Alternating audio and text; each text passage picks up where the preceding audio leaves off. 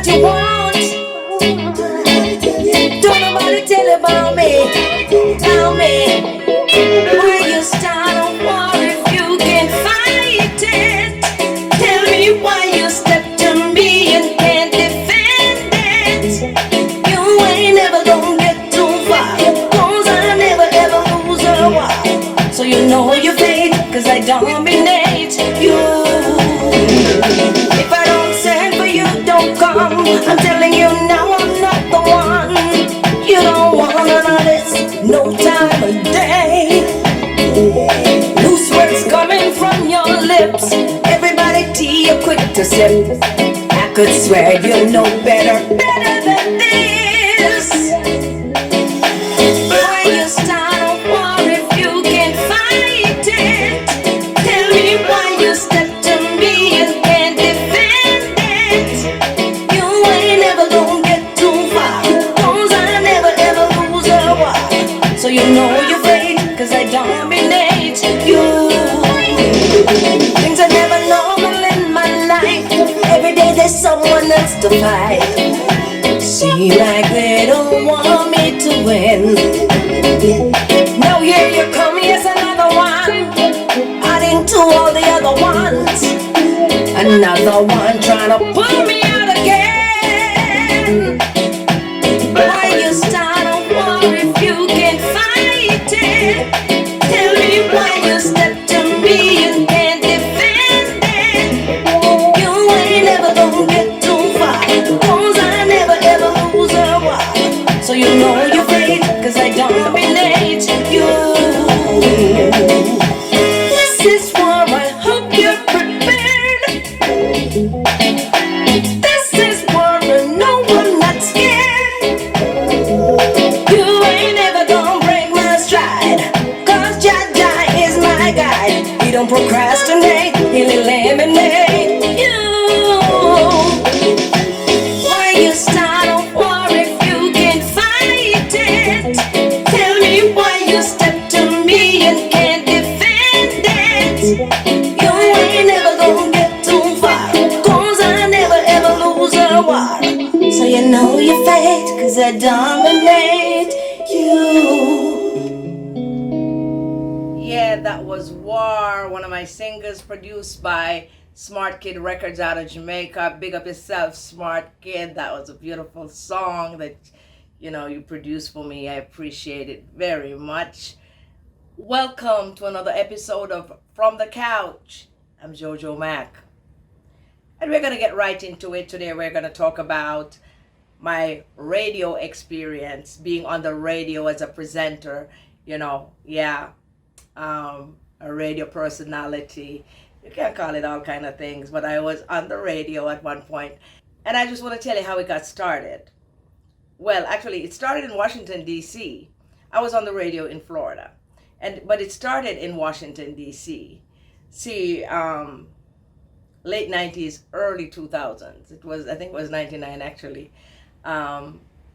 I decided, maybe it wouldn't be such a bad thing being on the radio.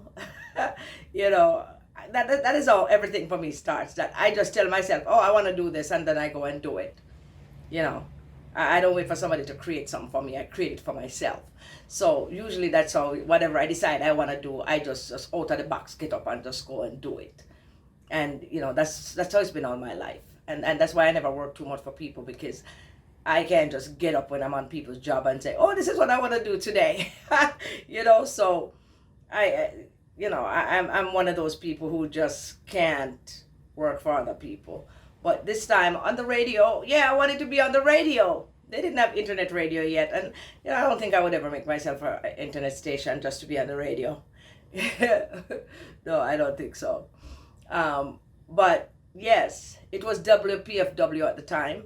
There were only 2 stations in Washington, D.C. actually playing reggae on a regular. And when I say regular, maybe once a week or twice a week, you'll have a reggae program.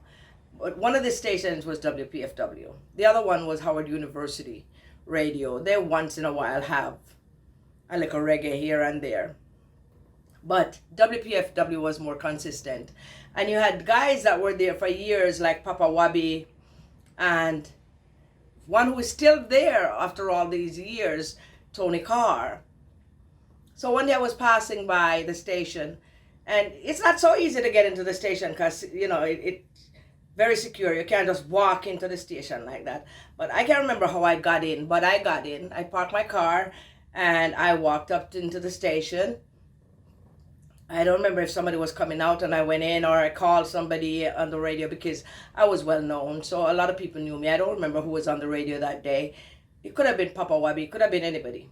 So anyway, I got into the station, went to the reception desk, and I asked the receptionist, I said, is a manager here?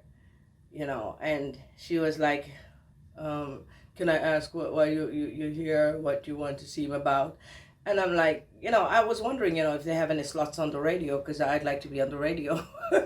Just walking at the people upstairs and I tell them I want to be on the radio, right? And, our receptionists a lot of them are, they're supposed to be, I guess, giving you the runaround. Well, he's busy right now, but she never even checked to see if he wanted to talk to me still, but she was like, he's busy right now, and, I can't remember the word verbatim, but the word she said, but it was more in like, he's not here, but if you leave your number, I'll have him call you and all kinds of things. So as she was saying that, and I'm like, okay, then I guess I'll do that. I said, is there an application process? Is there an application I could take and send in? And she was like, it's best you call him first. And then I saw this man behind her, like coming out. You could see right into the area where other people were working, and this man walking past in that area. And I'm like, is that a manager? And she said yes. And I said, please let me talk to him right now. Just let me say something to him real quick.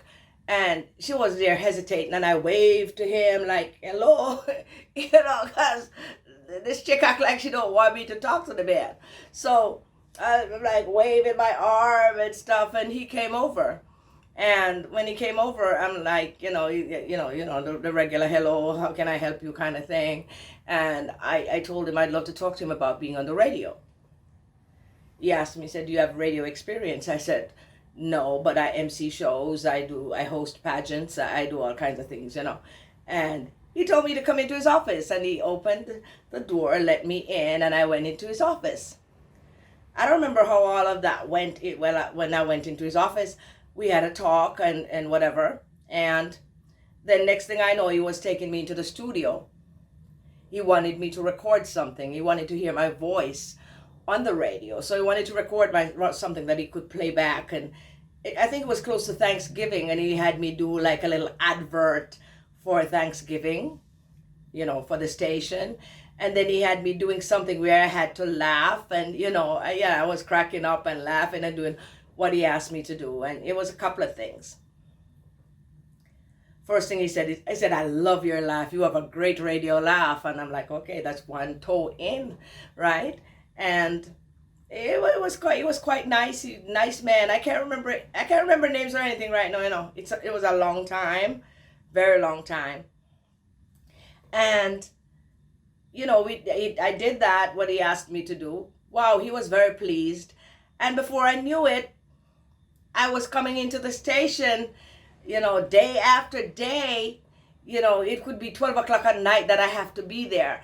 But I was in there learning the board and learning everything about radio, from Tony Carr. I think I sat with Tony Carr once or twice.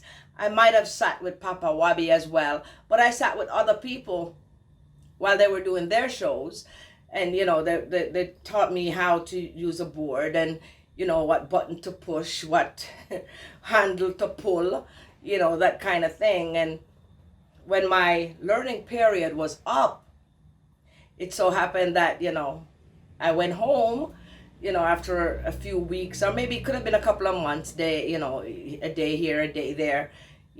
I went home. He told me he think I knew enough about how to manage myself in the studio, He even give me a little test himself on how to do interviews, like, me and him one-on-one, and I'm the interviewer sort of thing. I'm so sorry I can't remember that man's name right now. I'm not good at names. I'm very much good at face, but not names. So anyway, yeah, so he put me through all of them tests and everything. And that was a time when I was running my hair salon as well. And by this time, like, I don't know, a couple months later, I was just so wanting to go into the music and sing, go back to my music. I wanted to get back to something to do with entertainment so badly. I felt so stuck in the salon that I wanted to just get out. So one day I walked in and I told the girls, in 2 months, I'm giving this up. So, because I had given a couple of girls the option to part own the salon, so I could go out. I figure if I give them a little piece of it, they would have enough interest in it to want to do the right thing. You know what I'm saying? But nobody seemed to be interested, and there were plenty of reasons why they were not interested, but I'm not gonna get into that. So anyway, I think I told you that story in the salon story, part 1 and part 2. Yeah. So anyway, yeah, I gave up the salon in 2 months. I still hadn't been on the radio yet.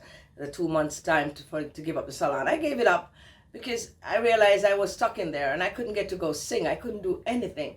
And then here I am. I did the radio thing. I did the training for the radio, and no one called me.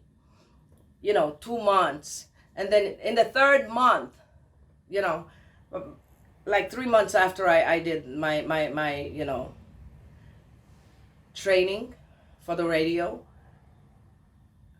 I decided, look, I'm gonna move to Florida so I can be closer to Jamaica, so I can just, it's a hop, skip, and a jump, and it's so much cheaper to get to Jamaica, and I can go there more often. And people were saying that that's where you need to go in order to make it anywhere in the music business. You have to be in Jamaica, that kind of thing. We know what the story about that is, right? So that was a thing back then. You have to be in Jamaica. You have to go to Jamaica. So I moved to Florida to be close to Jamaica. So in that 3rd month after my training was finished, I remember, man, life is so funny. Life just kicks you in the teeth sometimes and gives you all kinds of things, to deal with. Because I was packing my stuff. I was already packed. We had the U-Haul, because a friend of mine was moving to Florida also. He was my photographer. Richie Williams. Yes, Richie Williams was my photographer in Washington, D.C. Well, one of. Yeah, because you had Daniel McNeil as well. But Richie Williams was Daniel McNeil was the person I did my photo shoots with. And Richie Williams, I did photo shoots with Richie Williams also. But he was the one that would capture me at the shows and stuff like that. So, yeah. So Richie was moving to Florida as well. But I think he was moving up in the Tampa area, or maybe further down Palm Beach or West Palm Beach or something, one of them Palm Beaches or so. And we decided to share U-Haul, because I had just a few things I wanted to take down. He had a few things. And so we decided to go together. And we were out there packing up my stuff to go to Florida in the U-Haul, the few things I had left, because I sold most of my furniture. As a matter of fact, one guy bought all my furniture that I had except for my bedroom set, because but when I was leaving, I knew a friend that had just, he had just gotten out of jail. And, all kind of foolishness. He never killed nobody. Just regular things that we Jamaican get into when we come up here, we herbs and thing. And so he was just coming out of jail, and he had his money, and his cousin, who was a friend of mine, asked me if I could leave my place to him. So, I kind of turned it over to him, take him to the rental office and everything, and told them he was my brother, and if he could stay there until, maybe a couple of months when they see how well he does in paying the rent, if they could turn over the lease. And that's what they did eventually. They turned over the lease in his name, but the thing was, I left my bedroom set and everything, the bathroom set up beautiful and everything. We leave that set up for him. But I sold everything in the living room and the dining room because they were beautiful, beautiful furniture. My bedroom set was really nice too, but I would have bought different bedroom set when I went down to Florida. Like, I wasn't gonna be staying in Florida for too long before I went to Jamaica, because the idea was to go to Florida, put my stuff, the little bit of stuff I have in storage, or that's a long story. But anyway, when we got Florida, in a couple of months, I was in Jamaica. I stayed there for almost 2 years. So that was another thing. So it was really a transfer to Florida for a minute before I went to Jamaica for a long stretch, just to chase the music. But the day that I was leaving to go to Florida, packing up the U-Haul truck, my phone rang. My phone rang, and the cell phone was in them time then all, yeah, we had cell phones. Yeah, that was the end of 99, and we had cell phones then. And my cell phone rang, and it was the station manager from WPFW telling me that he had a slot for me. Man, I could kick him, I could kick myself, I could kick everything that was involved in that decision making. I could kick my trying to go to Florida within that. I'm like, if I did not give up the place, if I did not, pack the stuff up in the U-Haul truck already, if I didn't do that, I probably would have stayed, because I really wanted to be on the radio. I knew I would love it. I knew, and I was going to be probably a once a week, but I didn't care. I was going to be on the radio. That's what I wanted in that moment. And I had to tell him that, my stuff is in the U-Haul truck. I'm moving to Florida today. And, oh man, he was disappointed. I was disappointed. He could have kicked me, I guess. And I'm like, oh my God, why did you wait all this time? If only you had called me a week earlier, I would have been able to change my mind and stay a little while longer, because I would have stayed for that. I think I would have loved being on the radio. So yeah, anyway, I went to Florida, went to Jamaica and stayed a while, and let me skip all of that part now, where I came back to Florida, was living in Florida, and I happened to meet this lady who is an actress. She plays in some of the best Jamaican plays. Yeah, her name is Ann Mackenzie.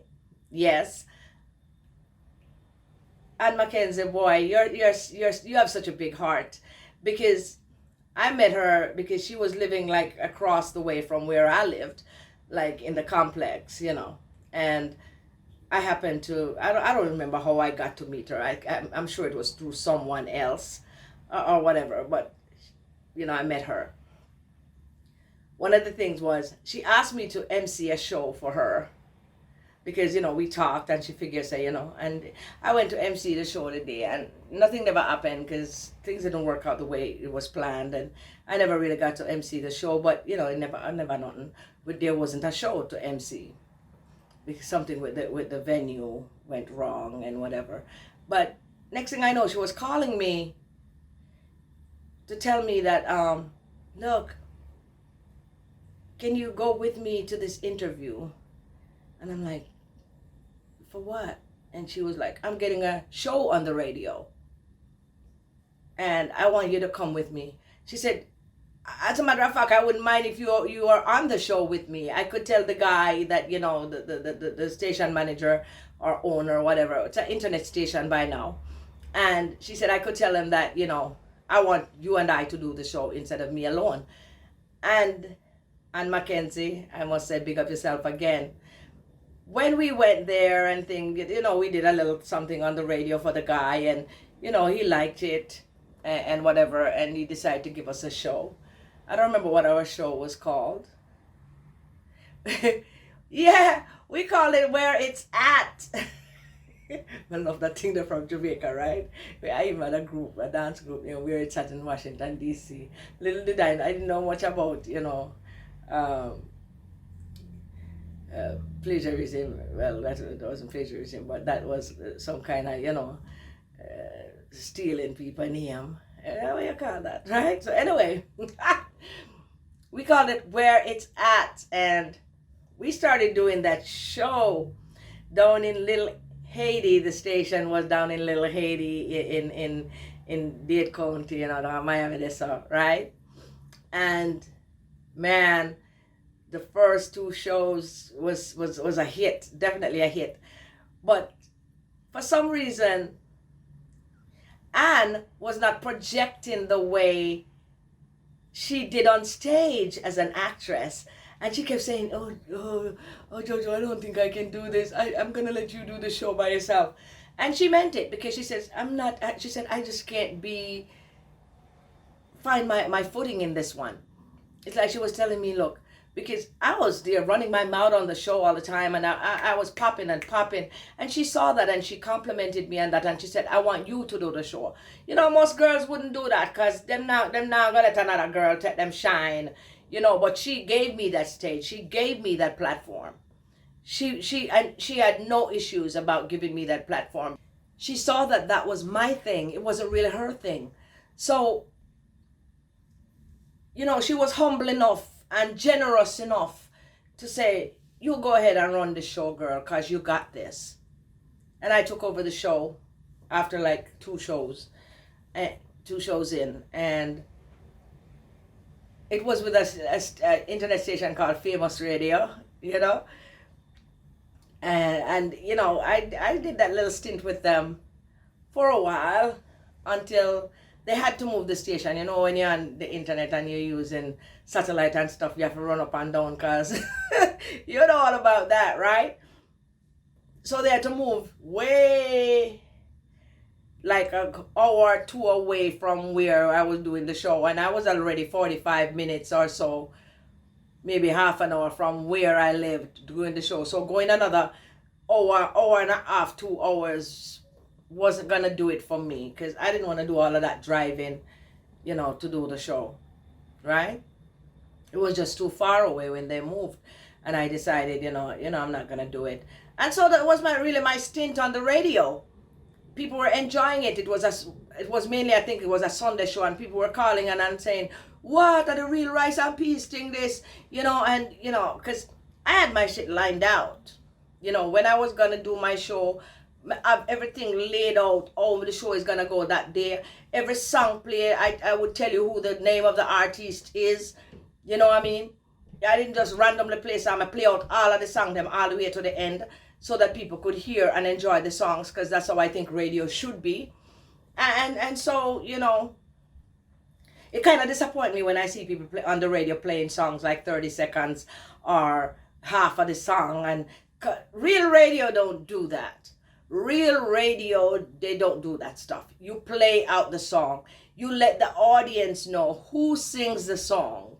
So when they're doing all of this crazy stuff and hyping up the thing, and that's not how radio is done. And I don't know if anyone knew, some of these people knew that I did radio, because even now I'm getting calls all the time from one station in Amsterdam, New York, wow, all over the place, to be honest. People are asking me to be on their radio station. Oh, I'll give you a slot. One person from Amsterdam tells me, I'll give you how many hours you want, to be on the radio. And maybe that's because they hear my voice doing the news, because one person told me that they heard my voice doing the news. I have 2 news reports. I'm going to tell you about that in another episode, right? And, they were telling me, look, we love the sound of your voice. You have a radio voice, and blah, blah, blah, blah, blah, blah. But no, I think I have too many things on my plate. I'm trying to get this music thing going, and I'm trying to write my books. And, I don't want to do something. I love radio, and I think one day I might do it, but it's not going to be today, because I like to give anything that I'm doing 100%.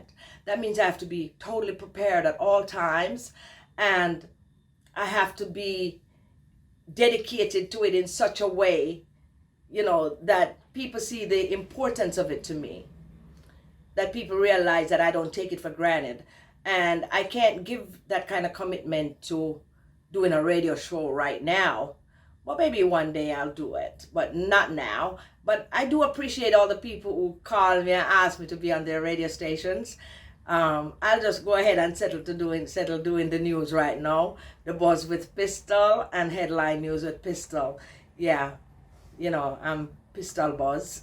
Yeah, when I do the news. So yeah, that was my experience on the radio. And just so you know, I love it. I love it. I love it. I love it. And I'm gonna do it again someday. But I want to do it the right way.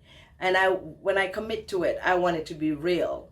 You know what I mean? I don't want to be flip-flopping and flip-flopping.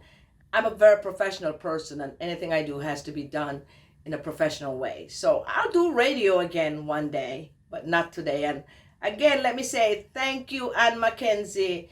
You are a real sister. You are a real, you know, sister lover. You know what I mean? You look out for the ladies.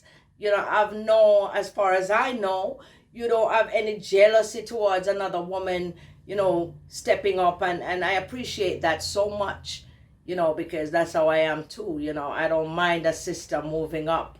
And I don't mind if I'm the one who has to help her up. And we should be that way with each other. You know, just a reminder that we should help each other up, because woman power, we say, okay? So thank you for listening to this episode of From the Couch.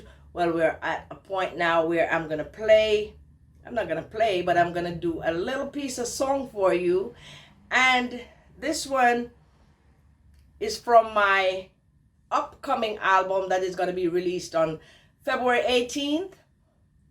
And it's called Change. And guess what? This one is done a cappella. Sense of relief from all this grief, from the stress, from the pressure, from the pain. We need a change starting today. From the strain, from the storm, from the rain, we need a change. We need a sunny day. We need a new day. We need a new way. We need a change. Hope for a better day. Give us some lights. Give us some lights. Get rid of the dark nights. Make it all right. He gets up at 5 in the morning, get ready for work, still never complain. He does it 6 days a week with hardly much sleep just to stay on his feet. Well, working in overtime, bills don't get paid on time. Brown bag is lunch sometimes, saving nickels and dimes. He gets down on his knees and to God he speaks. Can't you see, it's making me weak. From the stress, from the pressure, from the pain, we need a change starting today. From the strain, from the storm, from the rain, we need a change. We need a sunny day. We need a new day. We need a new way. We need a change. Hope for a better day. Give us some lights. Give us some lights. Get rid of the dark nights. Make it all right. Women prostituting themselves cause they really can't do nothing else, they think. Some say they have babies without daddies that barely get fed sometimes. Yes, they do. Then there are those who can't do better, getting by on the government dime. Thinking things will get better, but with tears in their eyes, they look to the sky and they cry. Have some mercy on us. Help us, help us. In you we put our trust. Bless us, bless us. We're on our knees begging you please to help us. Sometimes it seems the hurt we feel is endless. Never stopping. When they hurt, I hurt too. Can you hear me? Yeah. So I'm coming to you. Make strong the weak, heal the sick and tired. Begging and begging, lift up the fallen, take them out of this quagmire. Again and again,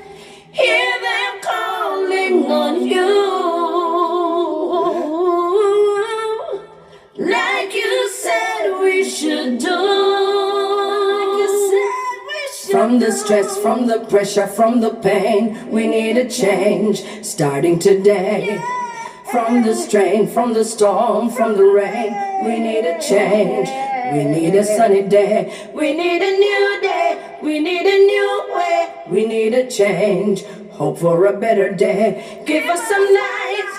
Give us some lights. Get rid of the dark nights. Make it all right. Have some mercy on us. Help us, help us. In you we put our trust. Bless us, bless us. We're on our knees begging you please to help us. We're crying. Sometimes it seems the hurt we feel is endless. Can't you see, can't you say? When they hurt, I hurt too.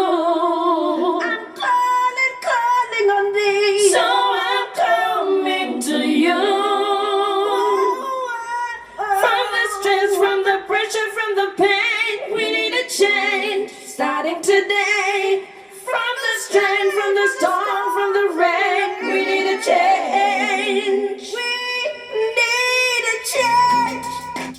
Thank you so much again for listening. This is where I say bye-bye. That's it for this episode of From the Couch with JoJo Mac. Please don't forget to like and share and comment. And if you haven't, subscribe. And don't forget to click the bell icon to be notified when the next upload happens. Thank you.